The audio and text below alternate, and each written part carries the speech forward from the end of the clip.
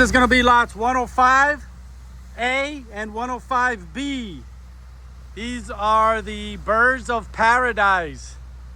As you can see, hey Mike, go stand over there by it. You can see how tall they are. Listen, you take whatever you want. You can see how big they are.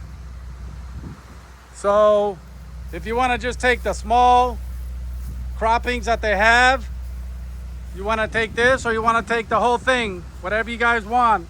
So this is lot 105A and 105B. 105B is the smaller ones, might be a little bit more manageable. Birds of paradise.